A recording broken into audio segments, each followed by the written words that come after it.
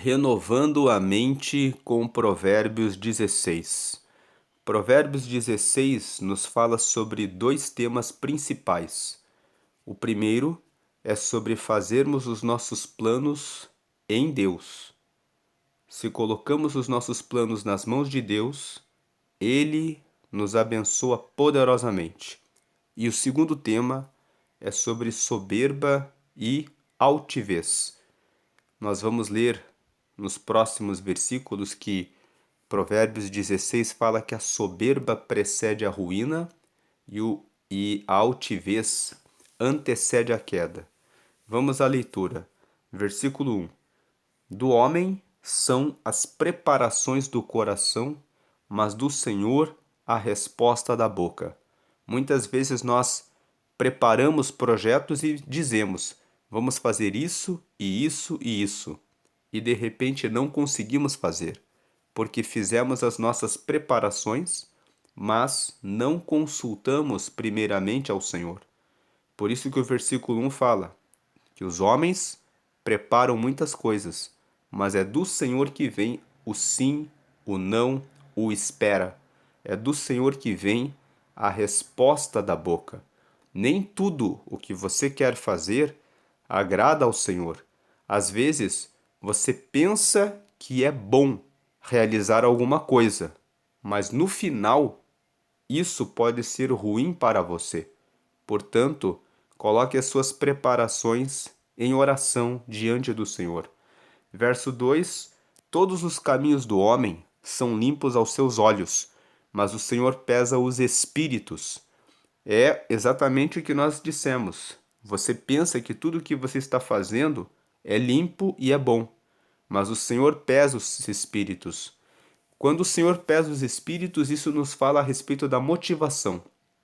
O que está movendo você a fazer o que você quer fazer? Muitas vezes uma pessoa dá uma grande oferta na igreja e uma grande oferta na igreja com certeza ajuda em muitos projetos da igreja.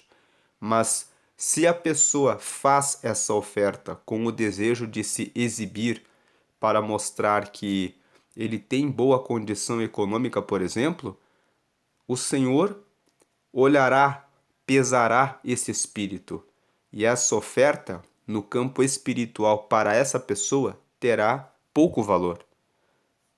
O Senhor Jesus falou sobre a maior oferta e conta nos evangelhos que certa vez os homens iam e davam suas ofertas, e uma viúva chegou ao final e deu apenas aquilo que tinha, que eram moedas. E o Senhor disse: qual dessas pessoas vocês acham que deu a maior oferta? E depois o Senhor respondeu que foi a viúva, porque ela havia dado tudo o que ela tinha. Então nós vemos que o Senhor, ele pesa os espíritos. Tudo que você fizer, veja qual é a motivação. Veja qual o motivo, a razão pela qual você está fazendo. Quando você der uma esmola a alguém, lá no Evangelho de Mateus, no capítulo 6, Jesus disse: quando vocês derem a esmola, que a sua mão direita não sabe o que faz a sua mão esquerda. Porque os fariseus faziam tocar buzina para que dessem a esmola, para que pudessem ser vistos pelos homens. E Jesus disse que não seja feito dessa forma. Quando você jejuar, que você não fique com a cara contristada, querendo mostrar que você está em jejum, mas que você lave o seu rosto para que só Deus saiba que você está em jejum. Que você faça as coisas com a motivação certa de louvar e glorificar a Deus.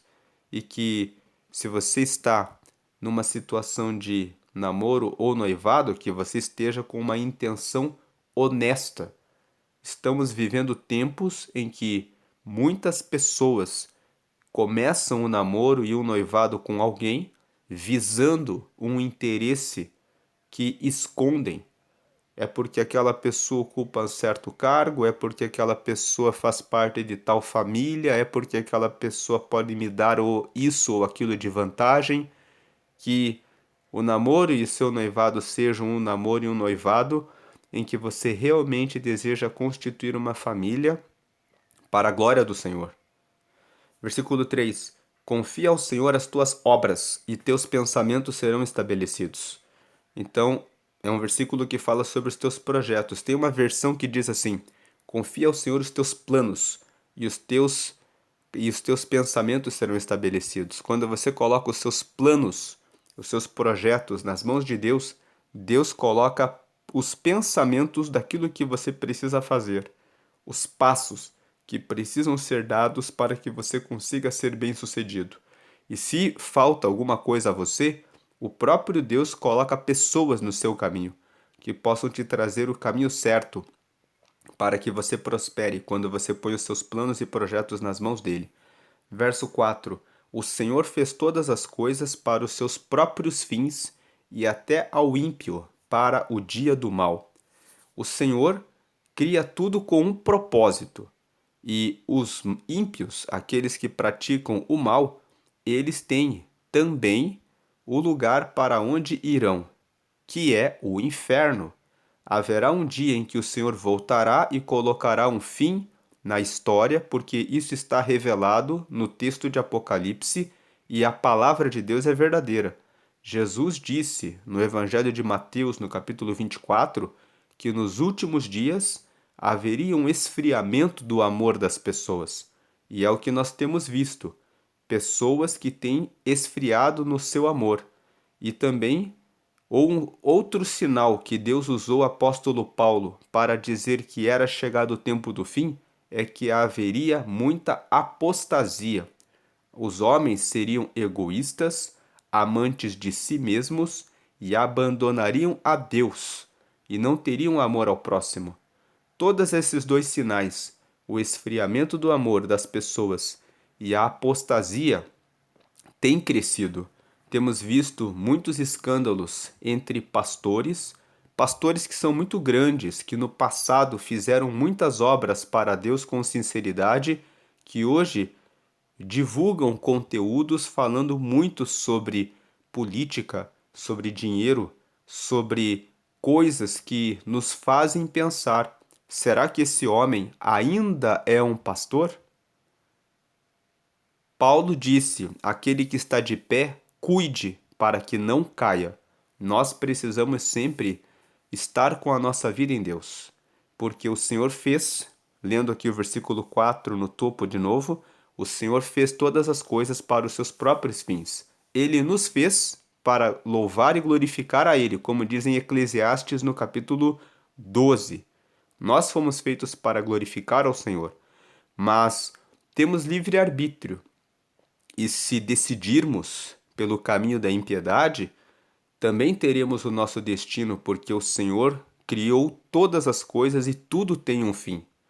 Então, o ímpio terá o dia do mal, não porque Deus o criou para o mal, mas porque Deus criou o lugar para onde irão os que não estarão com ele. Irão para o inferno aqueles que decidirem, pela sua própria vontade e liberdade, seguir no caminho da impiedade. Verso 5: A abominação é para o Senhor todo altivo de coração. Ainda que ele junte mão a mão, não ficará impune. Esse é o primeiro versículo que fala sobre o orgulho, sobre a soberba. Esse versículo 5 está falando que o Senhor abomina aquele que é altivo de coração. A altivez corresponde a uma expressão do orgulho. É aquele que se põe no lugar alto, aquele que se vê como mais alto do que os outros.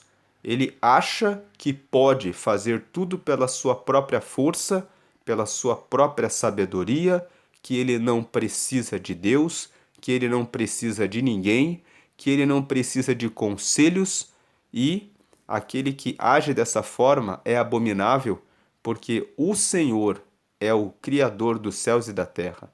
Nós todos devemos glória a Ele. Aquele que se coloca como altivo é abominável para o Senhor. E ainda que ele junte mão a mão, ele não ficará impune. Ele pode juntar mão a mão, mas no tempo certo ele receberá o seu castigo. Quando o texto fala assim, não ficará impune, pode significar também que no final ele não herdará o reino dos céus. Pode ser que ele seja muito rico ao longo da vida nesta terra, mas ele não ficará impune, ele não ficará livre de sair da presença de Deus no momento em que a morte lhe chegar. O Salmo 73 fala sobre isso. Asaf escreveu o Salmo 73, dizendo que em um momento ele olhou para o ímpio e pensou: eles prosperam, eles usam o orgulho como um colar no seu pescoço. Mas quando eu entrei no teu santuário, eu entendi que eles, por um golpe, passam dessa vida e não são mais. Ou seja, de repente eles passam dessa vida e não estarão com o Senhor. Então, o altivo de coração, ainda que ele junte mão a mão, ele não ficará impune. Verso 6: Pela misericórdia e pela verdade se purifica a iniquidade, e pelo temor do Senhor os homens se desviam do mal. Misericórdia significa ter piedade daquele que está na miséria. A palavra misericórdia é formada por duas palavras, miséria e cordes. Então Deus, apesar das nossas misérias, ele pega o seu cordes, que significa coração, e nos abraça. Ele estende o seu braço sobre nós, que somos miseráveis, e nos abraça e nos traz para perto do coração dele. Então a misericórdia significa isso, abraçar para perto do coração aqueles que estão nas misérias. Deus faz isso conosco. Ele tem a sua misericórdia todos os dias, se renovam as misericórdias do Senhor sobre nós. Pela misericórdia e pela verdade se purifica a iniquidade. Quando o Senhor nos abraça nas nossas misérias, para perto do seu coração, e quando o Senhor nos revela a verdade dele, nós recebemos o entendimento dos nossos pecados. E nós deixamos os pecados e recebemos a purificação. Por isso que o texto fala: pela misericórdia e pela verdade se purifica a iniquidade. Quando nós agimos dessa forma com o próximo, recebendo com misericórdia e falando a verdade, fazendo com que as pessoas possam ouvir e conhecer a verdade, se elas receberem a verdade, a iniquidade delas será purificada, porque tem a questão do livre-arbítrio. Nós também. O Senhor estende as suas mãos sobre nós pela sua misericórdia e verdade, mas nós temos o livre-arbítrio de decidir se aceitamos ou não. Se recebermos as misericórdias e a verdade do Senhor, seremos purificados da iniquidade. E pelo temor do Senhor, ou seja, pela reverência a Deus, pelo respeito aos seus mandamentos, os homens se desviam do mal. Você sabe que pode andar com uma pessoa quando ela tem temor ao Senhor. Se ela tem temor ao Senhor, ela vai ser uma pessoa que vai ser um bom amigo, uma boa amiga. Uma vez ouvi um comentário de uma pessoa que orienta pessoas para casamentos e relacionamentos, e essa pessoa disse assim: escolha um esposo e uma esposa para que você namore, para que você possa noivar e casar, que você veja que tem o temor ao Senhor. Porque a pessoa que tem o temor ao Senhor, ela não vai trair. Mas ela não vai trair porque ela tem muito respeito a Deus. Então, quando ela cair em uma cilada, em uma armadilha, pelo respeito que ela tem a Deus, ela não trairá. Versículo 7. Sendo os caminhos do homem agradáveis ao Senhor, até a seus inimigos faz que tenham paz com ele. Veja que se os caminhos que você segue agradam a Deus, Deus vai na frente e quer deixar você em paz. Então Deus te livra dos inimigos. Nós vemos isso num aspecto prático na vida do rei Salomão. Quando Davi viveu nos seus dias cheios de guerra, ele quis construir um templo para o Senhor. E Deus disse: você não vai construir o templo porque você foi um homem de guerra e derramou muito sangue, mas eu prepararei no tempo do teu filho um tempo de paz. eu darei paz a ele de todos os inimigos, e ele me construirá o templo. E nós, quando lemos a Bíblia, vemos que no tempo do rei Salomão, ele conseguiu ter um tempo de paz. O Senhor foi adiante dele e colocou a paz para que ele pudesse ter um caminho próspero e tranquilo. Verso 8: Melhor é o pouco com justiça do que a abundância de colheita com injustiça. Não se preocupe em ter pressa em ficar rico, enganando os outros, trapaceando, porque é melhor que você cresça pouco, pouco a pouco, mas sempre fazendo as coisas honestas, sempre com a justiça. Verso 9: O coração do homem considera o seu caminho, mas o Senhor lhe dirige os passos. Esse é um versículo que confirma os versículos iniciais que nós lemos no começo do capítulo 16, que fala que o coração do homem faz planos, mas da boca do Senhor vem a resposta. O versículo 1 fala isso. E esse versículo 9, mais uma vez, está dizendo que os nossos planos devem estar nas mãos de Deus. O homem considera o seu caminho, ele pensa o que ele vai fazer, mas o Senhor é que lhe dirige os passos. Versículo 10: A adivinhação se acha nos lábios do rei, em juízo não prevaricará a sua boca. O que o texto está dizendo é que o rei, ele tem à disposição dele todos, todas as autoridades que podem fazer a investigação para descobrir a verdade.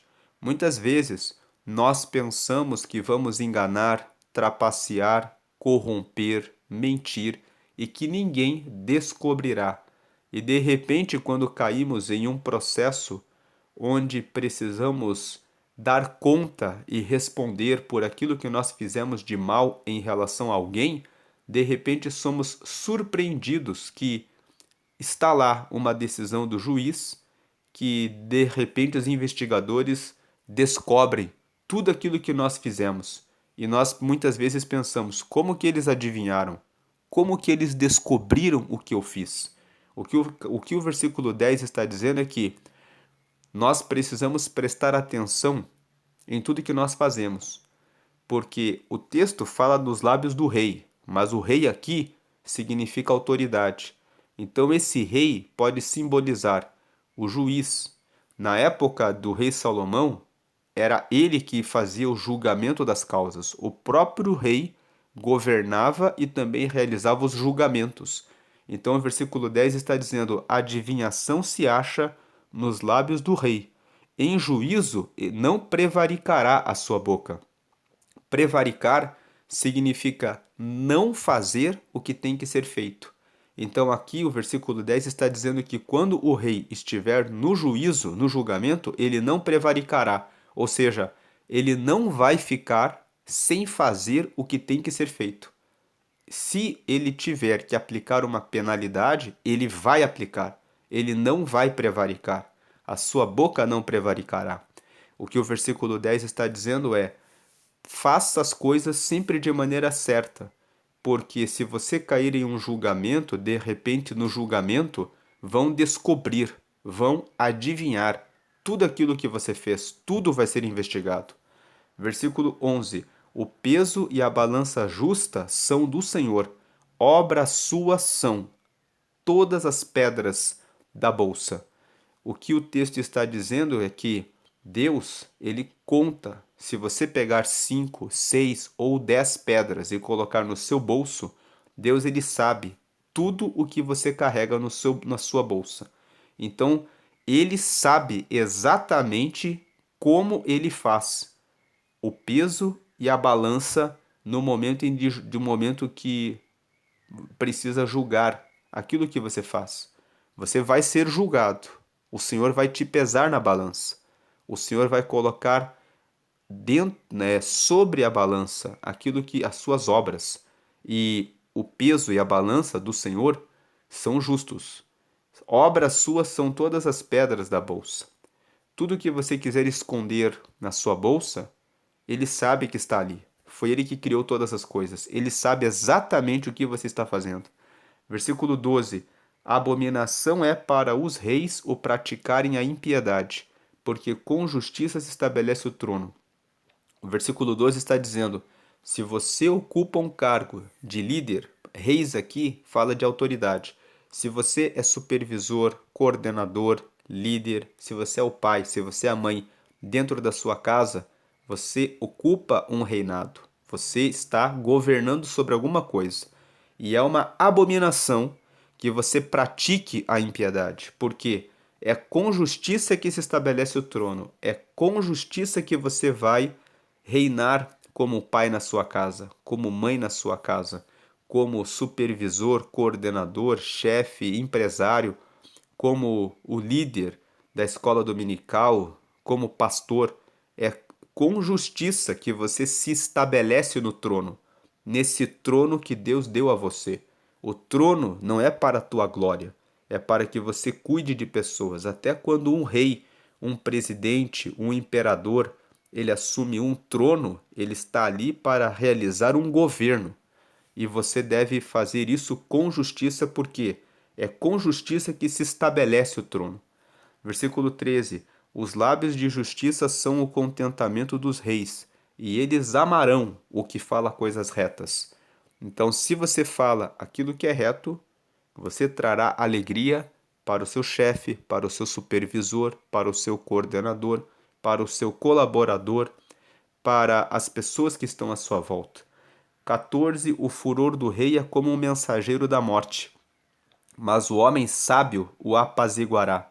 Quando o rei, quando o rei está furioso, quando ele está indignado, todos sabem que a fúria do rei indica que alguma penalidade vai ser aplicada.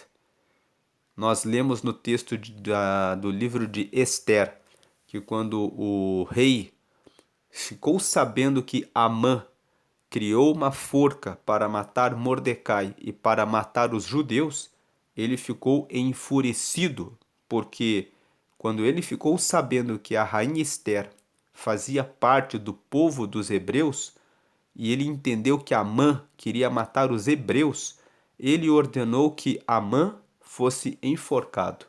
Então, quando o rei fica furioso, você sabe, ele tem poder para decretar a vida e a morte. Agora, o homem sábio acalmará o rei. O versículo 14 fala quão é importante saber usar as palavras para acalmar as situações. Se você tem sabedoria na palavra, você consegue se livrar da morte. Versículo 15: na luz do rosto do rei está a vida, e a sua benevolência é como a nuvem de chuva serôdia. Se o versículo 14 fala que quando o rei está furioso existe a morte, o versículo 15 fala que se o rei estiver satisfeito, com a luz no rosto, então você receberá a benevolência. E essa benevolência, essa bondade do rei, vem como a nuvem de chuva serôdia. A chuva serôdia é aquela chuva que vem de maneira inesperada. Existem duas chuvas, a temporã, como o próprio nome fala, temporã, ela vem no tempo. Você espera que ela virá. E a serôdia é aquela que vem depois que você não esperava, ela vem como algo a mais. Então o texto está dizendo que na luz do rosto do rei está a vida, e a sua bondade é como a nuvem de chuva serôdia. É como algo a mais que você vai receber quando você consegue o favor do rei. Verso 16: quanto melhor é adquirir a sabedoria do que o ouro, e quanto mais excelente adquirir a prudência do que a prata. Versículo 17: o alto caminho dos retos é desviar-se do mal, e o que guarda o seu caminho preserva a sua alma. Os versículos 16 e 17 estão nos falando a respeito da sabedoria, que a sabedoria vale mais do que ouro, vale mais do que prata, e que o caminho dos retos é alto. O alto caminho dos retos é desviar-se do mal, e o que guarda o seu caminho preserva a sua alma. Agora o versículo 18 nos fala justamente sobre a soberba. A soberba precede a ruína e a altivez do espírito precede a queda. Versículo 19: melhor é ser humilde de espírito com os mansos do que repartir o despojo com os soberbos. Agora o versículo 20: o que atenta prudentemente para a palavra achará o bem, e o que confia no Senhor será bem-aventurado.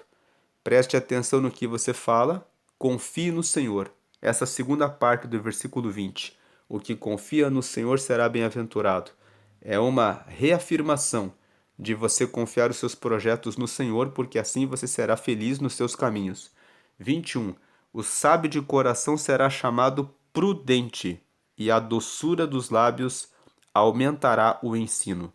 22. O entendimento, para aqueles que o possuem, é uma fonte de vida, mas a instrução dos tolos é a sua estultícia. Estultícia significa tolice. Então, aqueles que são sábios têm o entendimento como uma fonte para tomarem decisões e recebem vida com isso. Agora, os tolos se alimentam das suas tolices. Versículo 23. O coração do sábio instrui a sua boca e acrescenta doutrina aos seus lábios. Que você possa ser esse sábio, que o seu coração venha fazer com que você estude e que você instrua a você mesmo. Instrua a sua própria boca e acrescente doutrina no seu coração para que você fale os mandamentos do Senhor. Versículo 24. Favo de mel são as palavras suaves, doces para a alma e saúde para os ossos. Versículo 25.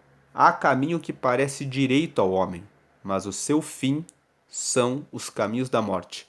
Como nós dissemos no começo desse vídeo, que do coração do homem são as preparações do coração, mas da boca do Senhor a resposta da boca. Muitas vezes, como diz esse versículo 25, nós pensamos que estamos fazendo um caminho que será muito bom, mas o final dele são caminhos da morte. Por isso é tão importante fazer o que diz o versículo 3. Confia os teus planos, os teus projetos nas mãos do Senhor, e Ele estabelecerá os seus pensamentos. Porque quando você coloca um plano na mão de Deus, Ele mostra para você nos seus pensamentos o que pode dar errado. Deus instrui e te leva para o caminho certo. 26. O trabalhador trabalha para si mesmo, porque a sua boca o instiga.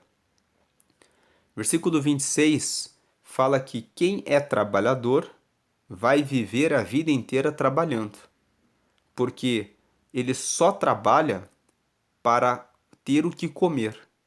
Só trabalha porque a sua boca o instiga. O versículo 26 nos traz uma reflexão. Você quer viver essa vida apenas como um trabalhador? Você não pensa em empreender, em ter mais de uma fonte de renda? Muitas pessoas pensam, mas isso não é pecado? A Bíblia fala em Mateus, no capítulo 6, no versículo 19, Jesus dizendo: Não ajunteis tesouros na terra, onde a traça e a ferrugem corroem, e onde os ladrões roubam e minam. Mas ajuntais tesouros nos céus, onde nem a traça nem a ferrugem corroem, e nem os ladrões roubam e minam, que é o versículo 20 de Mateus capítulo 6. Mas o que esse texto que Jesus disse significa é que nós não devemos ter o nosso coração nas riquezas. Não é pecado você prosperar e ser rico. Abraão foi rico, Isaac foi rico, Jacó foi rico e o próprio José de Arimateia, que sepultou o corpo de Jesus, ele era um homem rico. A questão sobre trabalho e riqueza é você ter o coração preso nas riquezas. Se você for um trabalhador, você vai trabalhar apenas para comer. Você vai ter uma vida mais limitada.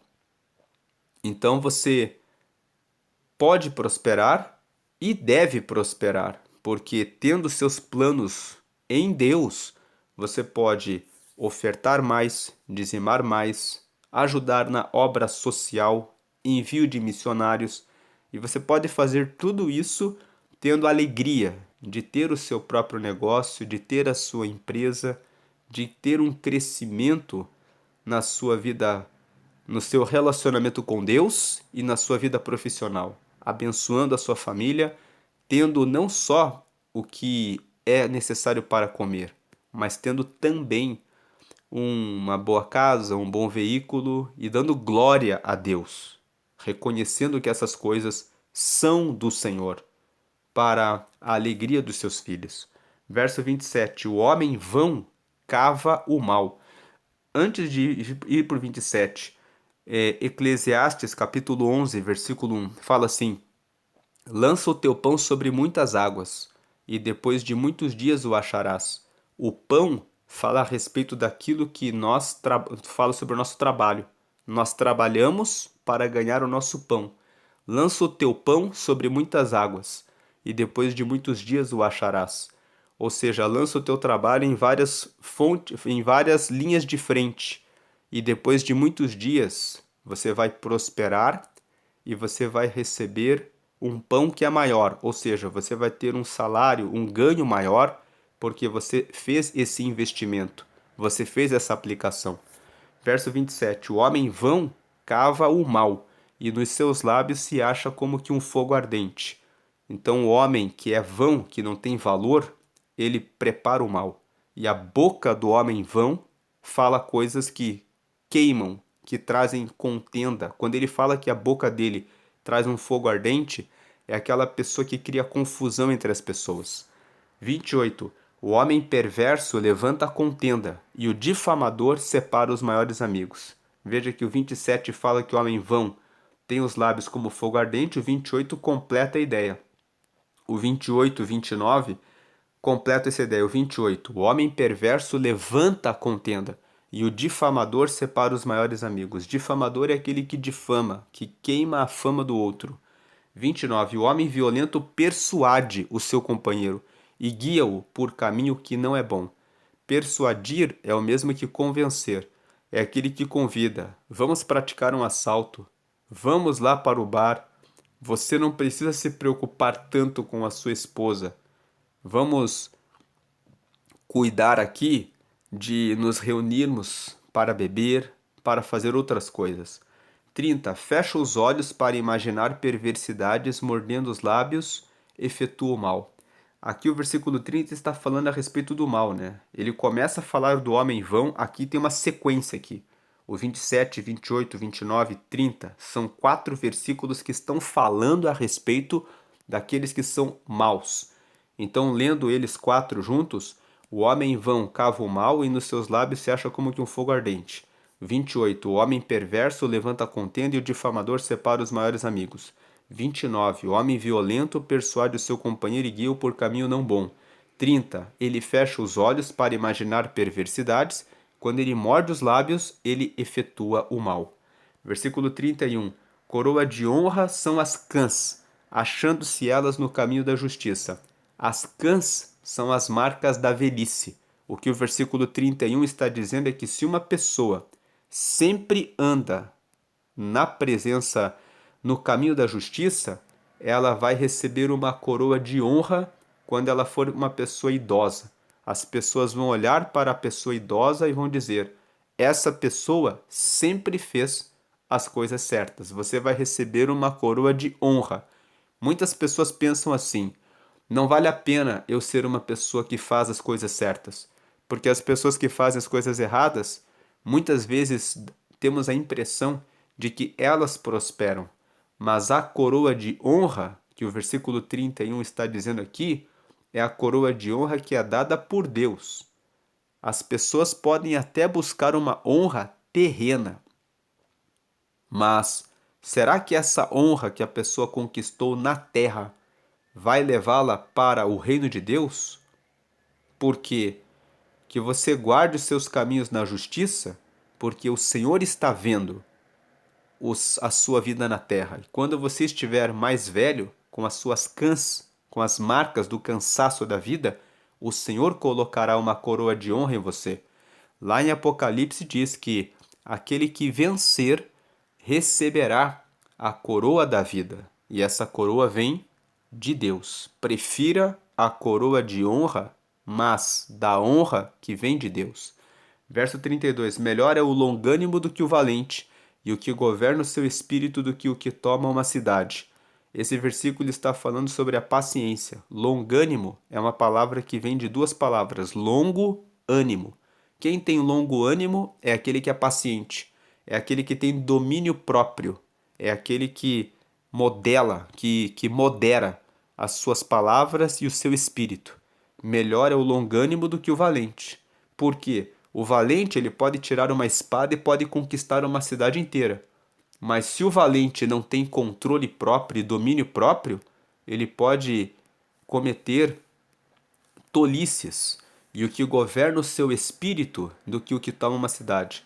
Nós temos no livro de Juízes a história de Sansão, um homem que foi levantado por Deus com uma força sobrenatural para defender o povo de Israel. Era valente, era forte, mas ele não dominou sobre o seu espírito na escolha das mulheres. Escolheu uma mulher timinita e depois acabou perdendo o casamento. Depois se envolveu com uma prostituta e sujou o seu templo, o seu corpo diante de Deus. Por fim, acabou se envolvendo com Dalila, que foi o motivo da sua morte. Não adiantou ser ele um homem forte e valente. A falta de domínio, de paciência, de domínio sobre ele próprio, o levou a ficar cego. Ele perdeu seus dois olhos e ficou como um palhaço, como alguém que divertia os seus inimigos. E no final da vida, ele terminou dessa forma: o Senhor teve misericórdia dele e deu força para que no final ele se abraçasse às duas colunas da cidade e derrubasse aquela cidade. Mas o seu fim foi amargoso. E verso 33: a sorte se lança no regaço, mas do Senhor procede toda a sua disposição. O versículo 33 está dizendo que nós pensamos que a sorte é algo aleatório. Ah, foi sorte. Mas o versículo 33 está dizendo que até quando nós lançamos a sorte e pensamos que a sorte acontece por acaso, nada acontece por acaso. É o próprio Deus que faz com que a sorte siga o caminho que vai trazer a resposta favorável a quem quer que seja. Por isso, existe um ditado que fala que a sorte alcança aquele que trabalha mais, que a sorte alcança aquele que fez por merecer. Então a sorte, ela alcança aquele que continua todos os dias realizando a coisa correta, porque a sorte, ela vai ser dada pelo Senhor, e a sorte, ela vai chegar na sua vida se você estiver fazendo a coisa certa.